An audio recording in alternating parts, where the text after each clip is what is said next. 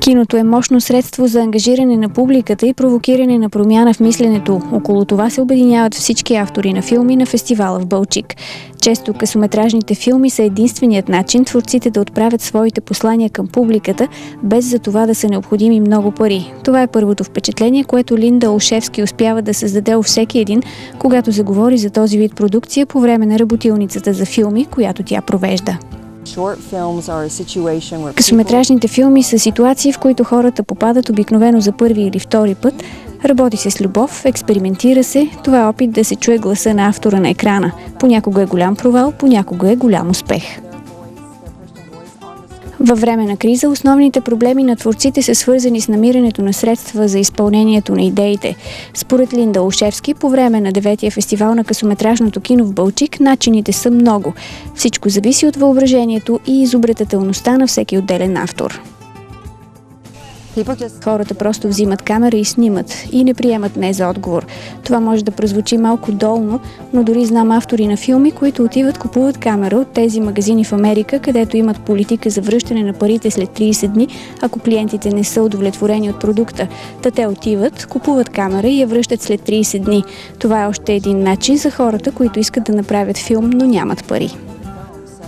Реших да посетя workshop-а на Линда, тъй като тя е един успял човек, който се занимава в тази област и може да даде полезни съвети за нашето развитие. Ставаше въпрос като цяло за късометражно кино, откъде да намерим бюджет, как да го направим като цяло и съответно къде да го пласираме после. Говорихме за други фестивали и подобни неща. Беше наистина полезно.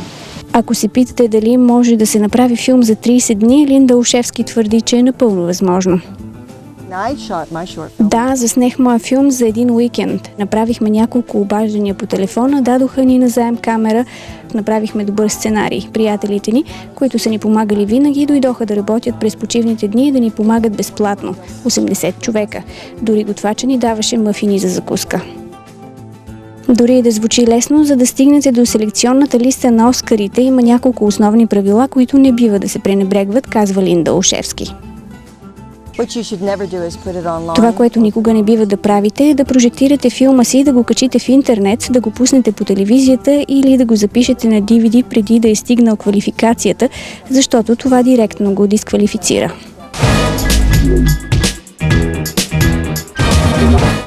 Тази година част от колорита на фестивала за късометражно кино са и 30 доброволци от 4 страни. Те активно се включват в организацията на различните панели на фестивала.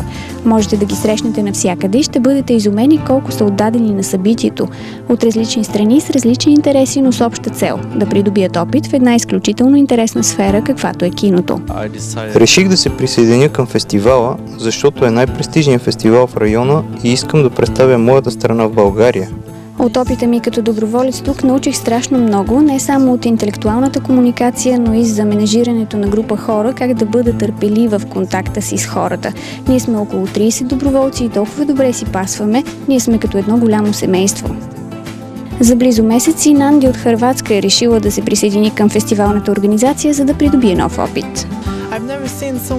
Никога не съм виждала толкова много хора, които да са въвлечени в един общ проект, да говорят на различни езици и с различно минало, но с една обща цел. Искам да науча как се прави фестивал, как се работи с актьори, с автори на филми, какво се случва при прожекциите, как се контактува с пресата. Определено внасят много емоции в работата на екипа, всеки с колорит от собствената си страна и същевременно повечето от тях са за първи път в България. Всичко, което се случва, е изключително вълнуващо за тях и това, което ни обвинява, че те също нямат отговор на въпроса, защо няма кино в Балчик и къде протичат прожекциите и идеята, че ние като кауза поставихме киното, определено е свързващ елемент за всички, които тази година се трудят за фестивала и за гостите му. Докато се грижат за фестивала и за гостите, доброволците научават и български. Обещаха до края на престоя си тук да научат още. Добре утро. Ти лам ще добиса. Здравствуйте. Мархаба. Как си? Comment ça va? Благодаря. That means in Croatian хвала.